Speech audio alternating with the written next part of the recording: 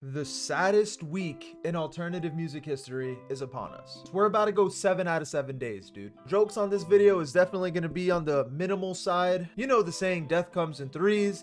This week is proof of that. And it is horrifying. Earlier this week, I mentioned in a video that we lost Adam of Dropout Kings. He unfortunately killed himself after losing a battle to addiction. And yesterday around 4 a.m., we lost 2 more fellas involved in our scene. We actually lost more than 2, but these are the only 2 people named thus far. Those 2 people being the original drummer for The Devil Wears Prada, Daniel Williams. During the same incident, we also lost Dave Shapiro, who is co-founder of Sound Talent Group, which is a music agency. He also booked bands, and when I say he booked bands, it's like 90% of the scene. Like, name your favorite band, look it up. Dave Shapiro probably worked with them in some way or another. There was also 4 more people involved in this plane crashing. That's the incident. It was a plane crash, but they are unnamed right now. And we have some really dark screenshots of Daniel's Instagram story right before the flight. And the thing is, it wasn't meant to be dark. Okay, these were just normal, kind of cute Instagram stories that,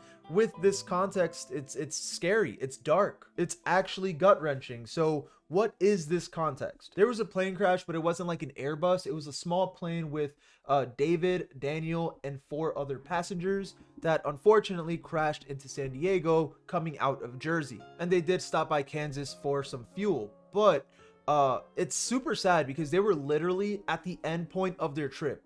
2 miles away from the airport. The plane struck a power line, which caused it to crash into like a residential area, and the area was like military housing. I just realized I wasn't showing you photos, but here's Daniel, and then here we have Dave, and yeah, these are the 2 fellas that we had lost, unfortunately. But the crash, it was bad, dude, like really fucking bad. It landed in this area and it exploded. Like, there was explosions, there were cars on fire, there were houses on fire, and I don't know if anyone on the ground was hurt, but I wouldn't be surprised. Here we actually do have some photos here. Someone lost half of their home here, and here we can see a bunch of cars that are just absolutely demolished. Here's like the remainings, the debris of the plane, and this did force several blocks to evacuate. Like, it was bad. This was around 4 a.m. when most people are sleeping, okay? And like, you go to bed, you probably don't think much, unless you're me that has this weird anxiety over dying before you go to bed. It's a weird thing.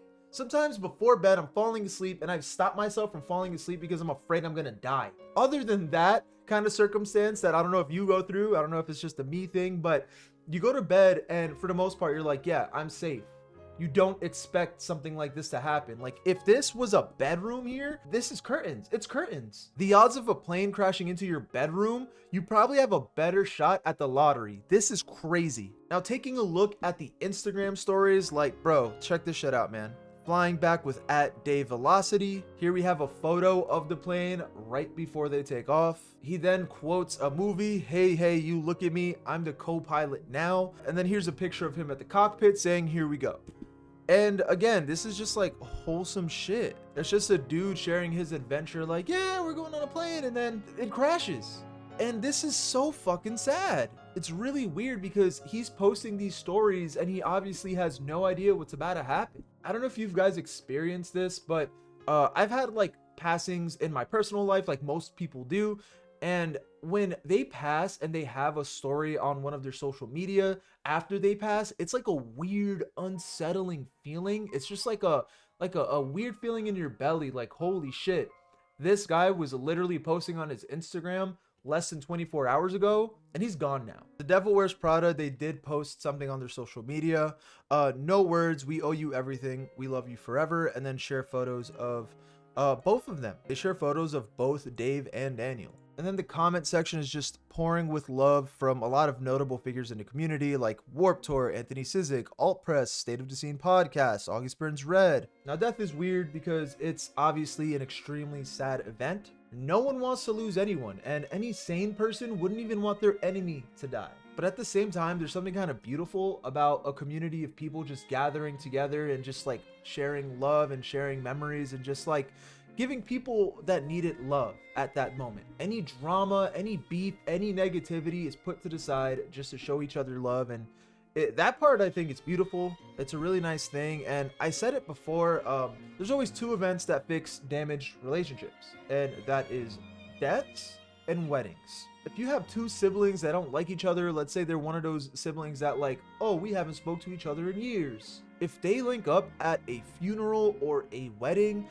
there's some chemistry in the air, and all the beef is squashed all of a sudden. I don't know what it is. I don't know if there's some science, some magic going on, but again, there's something beautiful about deaths in that regard, and weddings. Hopefully something positive happens during the weekend and I could come back Monday with something happy, something fun. Tonight I'm going to the Dance Gavin Dance show in Philly. If you're going to be there, come say hi, come record some TikToks with me. Join the Discord, like, sub, and click right here because we spoke about the insane clown posse allegations and, oh man, I'll see you guys Monday.